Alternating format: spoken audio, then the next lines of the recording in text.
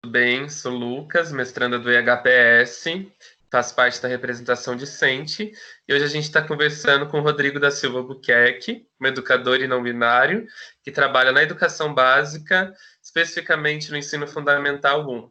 E nesse bloco a gente vai discutir um pouco sobre quais são as possibilidades de driblar a norma, sendo um corpo trans, sendo um educador e não binário, sendo uma pessoa LGBT no mundo.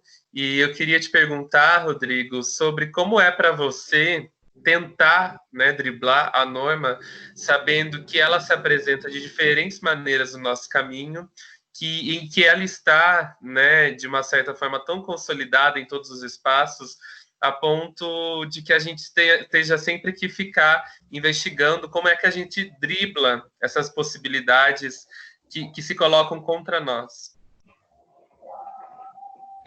Eu acho que um dos primeiros movimentos que a gente faz para driblar, né, esse nome que a gente escolheu, driblar a norma, é nomear, né, dizer fazer o movimento de dar o nome para a norma. Então, se eu sou uma bicha, você é uma pessoa heterossexual.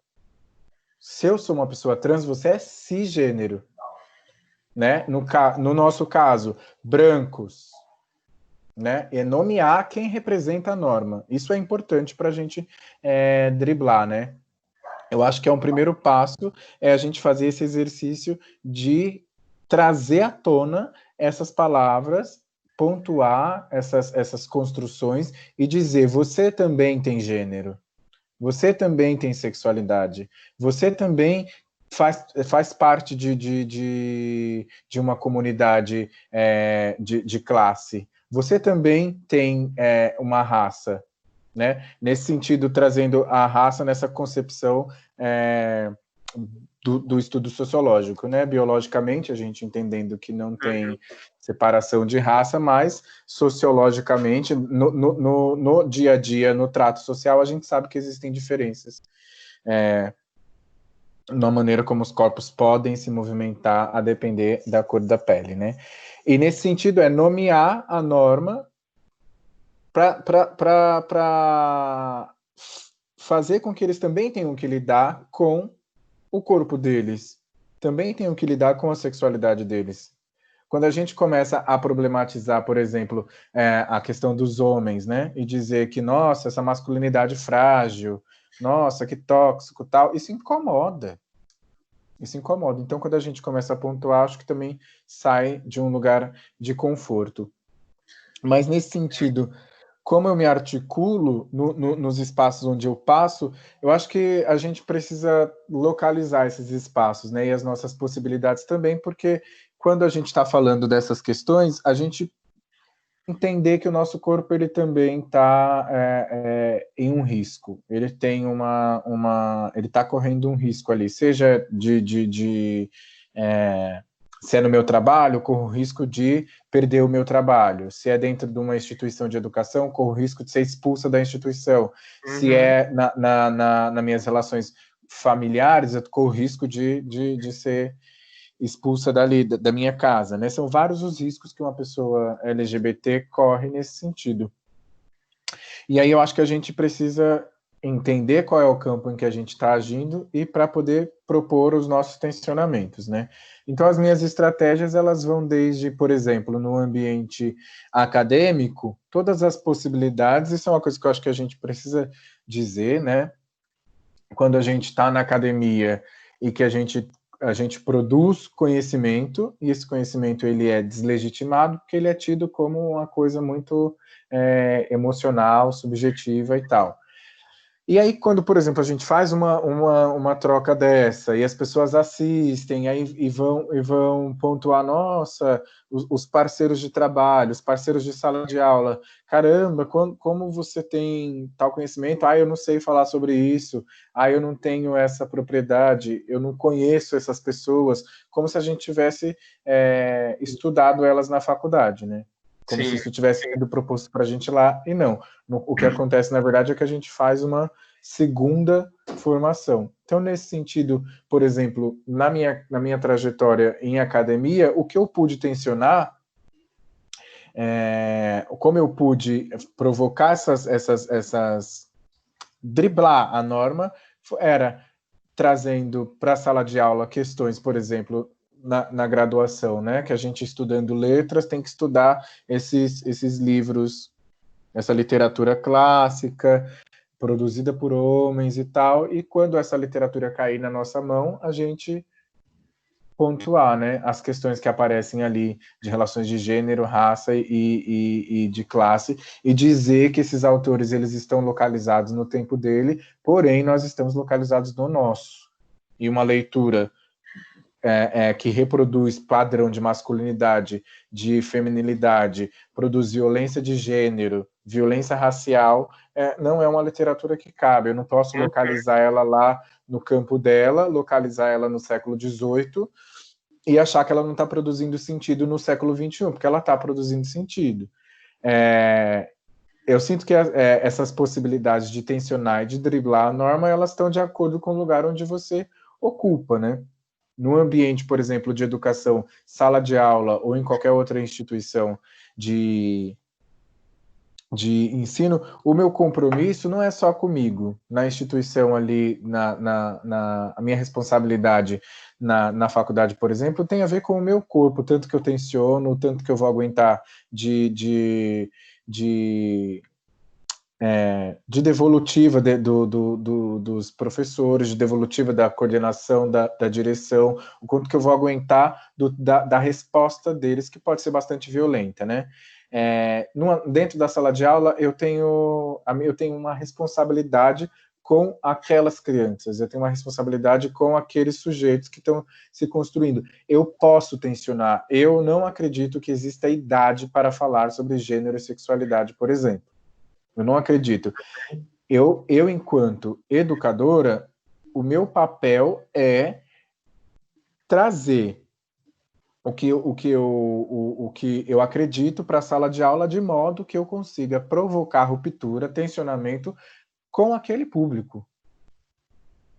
Então, eu tenho limites não de assunto, né? Eu tenho limite de linguagem, de como é que eu vou tratar e de que maneiras eu trago aquilo. Mas eu acho super possível tratar de, por exemplo,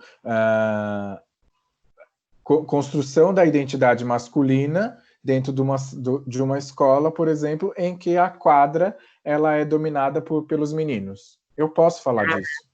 Eu posso falar disso com a criança que tem 6 anos e posso falar disso com o adolescente que tem 18. A gente encontrar essas brechas, para mim, é driblar a norma, entender que estão dizendo para mim, esse assunto não é de criança, esse assunto não é para crianças, e eu encontrar brechas para dizer, sim, esse assunto é de criança, esse assunto é de adolescente, esse assunto é seu, esse assunto é meu, ele é de todo mundo. E encontrar essas brechas e saber como trabalhar nessas brechas, para mim é driblar a norma, é saber, encontrar caminho para não deixar a roda girar produzindo a normatividade. Sim. Acho que você falou no começo da questão do nomear a norma, né? E isso é de fato muito importante, porque a norma, ela é, na verdade, o que se colocou como natural, como normal, né? E se a gente for pensar nos estudos sobre masculinidade, heterossexualidade, cisgeneridade, branquitude, mesmo dos corpos diádicos, a gente está falando de estudos que foram provocados justamente por aqueles que estavam no oposto, vivenciando uma marcação completamente visada e extremista em cima daquilo que não é natural, né? Tem até alguns ensaios da Bell Hooks sobre masculinidades que ela fala, se vocês não escrevem, então eu vou escrever. E acho que é um pouco isso. O feminismo, ele impulsiona com que nós tenhamos que pensar sobre a masculinidade. O movimento LGBT, o movimento trans, impulsiona com que a heterossexualidade e a cisgeneridade se façam visíveis. E o campo da branquitude também, né, vem sendo pensado para que a gente possa demarcar a branquitude enquanto um lugar de privilégio. Né? E a gente falou muito no primeiro bloco sobre os corpos intersexuais. E vale lembrar que nós somos corpos diádicos, né? Que a gente vivencia esse lugar e esse corpo tem um nome. E o fato de que isso não seja visível faz com que sempre os não naturais, né, sejam colocados à risca o tempo todo. E acho que esse nome que a gente escolheu, sobre driblar, né, a norma, já fala que não dá para bater de frente com ela sempre. Né? Acho que a Luma Andrade, por exemplo, quando ela escreveu a tese dela do resistência e assujeitamento, ela já está nos lembrando de que a gente tem que se assujeitar várias vezes. E acho que é muito isso que você trouxe. Se assujeitar para não perder o emprego, se assujeitar para não ser cancelada de uma instituição, se assujeitar por diversas maneiras. Né? E acho que a gente tem que encontrar mesmo os meandros e os caminhos, ainda mais quando a gente fala de gênero e sexualidade, para trazer visibilidade, trazer possibilidade. Né? Às vezes a educação é um espaço onde as pessoas estão muito preocupadas em que o bullying não aconteça, que o preconceito não aconteça. Mas o que nós fazemos, enquanto educadores, para que isso não aconteça? Porque só culpabilizar e colocar de uma certa forma denúncias para que quando isso acontece, não nos faz ter um letramento para saber lidar com isso. Né? Então, eu acho que isso vai desde a educação infantil, que é o que a gente está discutindo mais, até os espaços de graduação. Né? O quanto essas pessoas, esses corpos, em suas posições de poder e muitas vezes de normatividade, estão dispostos a flexibilizar o seu conhecimento, a flexibilizar suas atitudes para entender aquilo que nós carregamos, para discutir o que nós estamos propondo.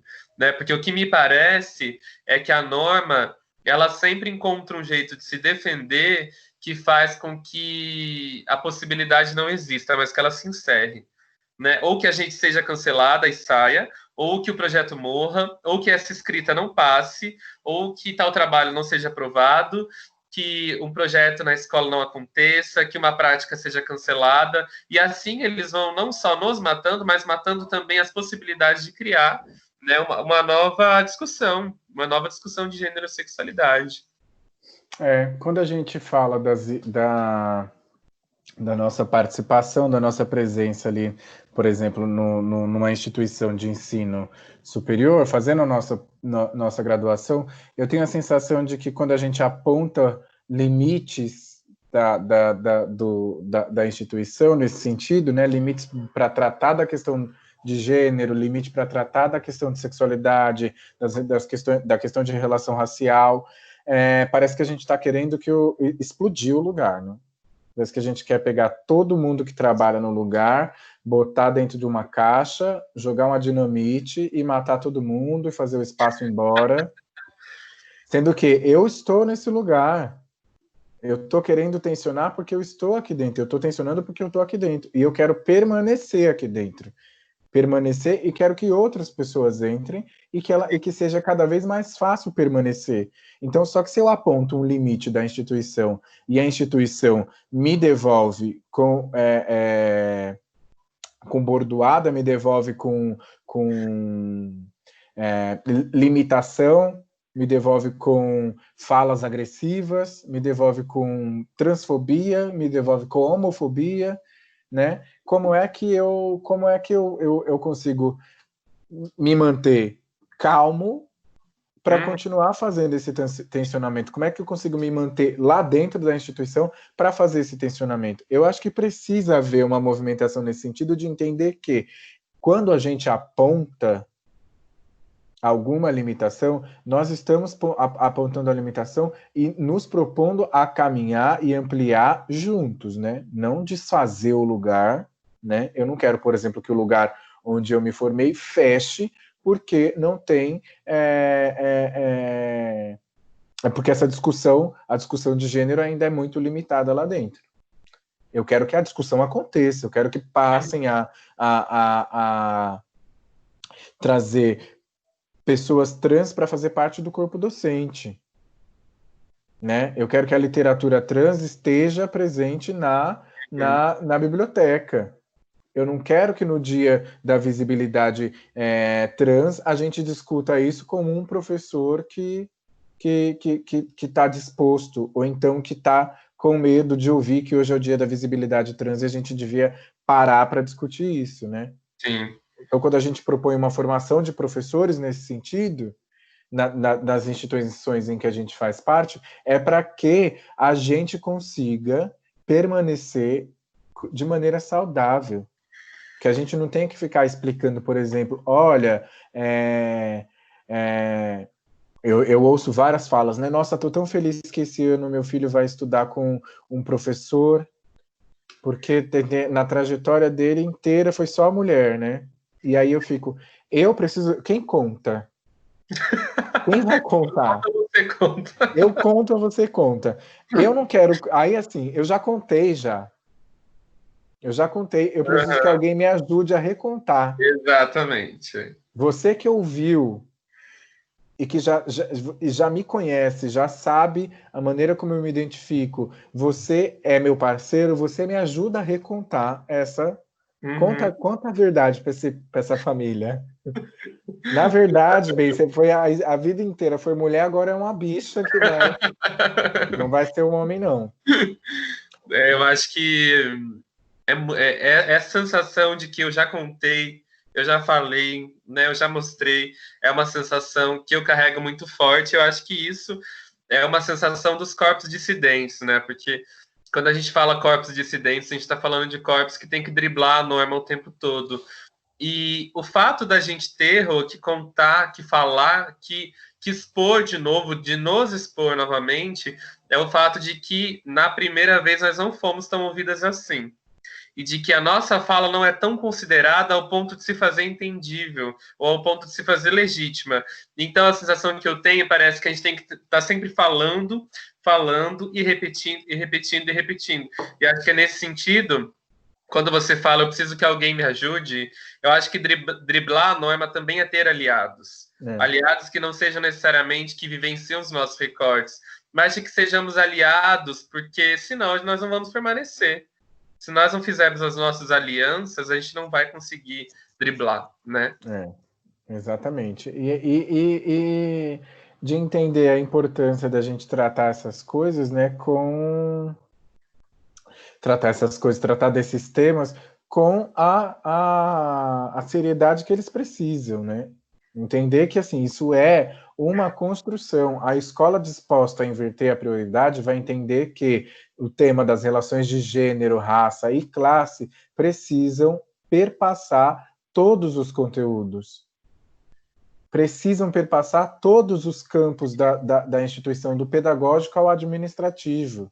Sim. Eu preciso ter a minha identidade reconhecida, ter o tratamento como eu gosto de me chamar, de que se direcione a mim, reconhecido por todo mundo, né?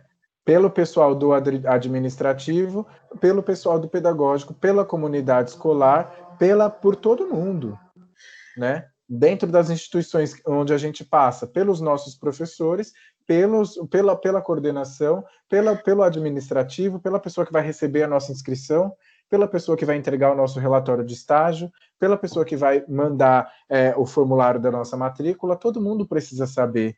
Sim. Que o que eu fico incomodado é que, assim, não tem dúvida. Isso me incomoda, quando a pessoa não tem nem dúvida. Entendeu? Não tem nem dúvida do que ela vai...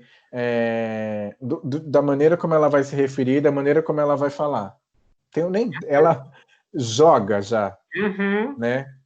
E aí você fala, nossa, tá tão fácil assim para a pessoa fazer essa leitura, e mesmo que estiver fazendo a leitura porque está lendo signos que ela entende, a barba, ou está lendo alguma coisa que coloque a gente em determinado campo, se a pessoa é uma pessoa que disposta, ela pergunta, né?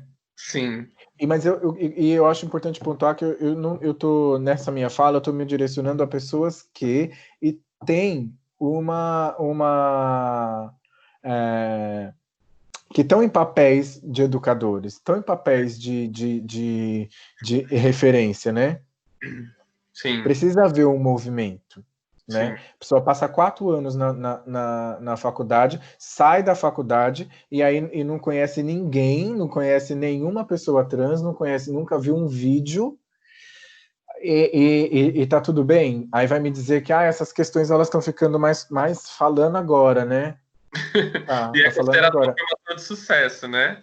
É, Você está então. sabendo tudo, menos o que é identidade de gênero, mesmo refletir sobre raça, classe Isso, e gênero, menos ter letramento sobre coisas essenciais e insurgentes, né? Eu acho exatamente. que quando você traz essa questão da... A gente precisa inverter as pautas, a gente precisa trazer, estabelecer prioridades, né? Eu fico pensando naquilo que Adorno já falava na teoria crítica, né? Adorno está falando de uma Alemanha destroçada, de uma personalidade autoritária, de um nazismo, né, de um fascismo ali, e aí num dos textos ele coloca, né, que a educação contra a barbárie, ela é o maior objetivo da educação. E aí, inclusive, ele fala que ele abriria mão de todos os outros objetivos em função da educação contra a barbárie. E acho que é nesse sentido que a gente está falando. Acho que as pessoas ainda não entenderam o que é a barbárie que o Brasil vive. O que é a barbárie do racismo, da transfobia, da LGBTfobia, o que é essa barbárie que genocida e assassina, inclusive conhecimentos, epistemicídio, né? E que a gente precisa urgentemente inverter essas prioridades, a gente precisa construir novos letramentos para que a gente possa conseguir minimamente estabelecer uma nova educação e uma nova praxis, né? É. Acho E, e, que e, a- eu tinha te perguntar sobre a última contribuição, que a gente já está chegando no final. eu acho que é isso. A gente precisa também ter as nossas. Conseguir garantir que a gente dê respostas, né? Eu, outro dia, fui questionado e falaram. Apresentaram ali um educador, não sei nem de onde era, já tinha ouvido falar o nome, nunca me interessei, mas disseram que era muito importante e que, nossa, você precisa conhecer, né? Você quer que eu te mande uns livros, tal? Eu nem perguntei, não falei nada, nem pedi. Só falei, não conheço, e já me incomodou o nome, porque já achei que ia ser difícil a leitura. E aí, assim, aí veio com essa a ideia de que você precisa conhecer fulano, você tem que ler, né? E eu me senti muito à vontade para responder, amiga, acabou de traduzir mais 4 livros da Bell Hooks, entendeu? Eu ainda não acabei de ler, tá? Eu acabei de descobrir a tese de mestrado da Viviane Vergueiro, tá? Eu acabei de descobrir o doutorado de encontrar o doutorado da Luma Andrade, sabe? A J. Mombassa acabou de publicar uma entrevista dela, tá? Maria Clara Araújo fez mais uma live. Eu não tenho tempo. E vou te contar uma novidade. Nem você tem tempo. Mas é que você tá achando que tá tudo bem. A gente precisa acelerar, precisa correr. Porque Sim. quando eu comecei pontuando, dando 6 nomes de 6 travestis pedagogas, né? Educadoras, né? Pedagogas por formação, porque eu acho importante dizer, porque a pedagogia, pensando na pedagogia para trabalhar com criança, pensando ali na educação infantil, no ensino fundamental, a importância de dizer são travestis pedagogas, Sim. habilitadas pela academia a trabalhar na educação para esse público. Se não conhece, precisa conhecer. Se é da economia, precisa conhecer travesti da economia. Se é do direito, precisa conhecer a travesti do direito. Se é da sociologia, da filosofia, vai precisar encontrar a travesti da filosofia e da sociologia. Porque quem crê na travesti, quem acreditar na travesti, serão como os montes de Sião. Nunca morrerão, ficarão lá para sempre.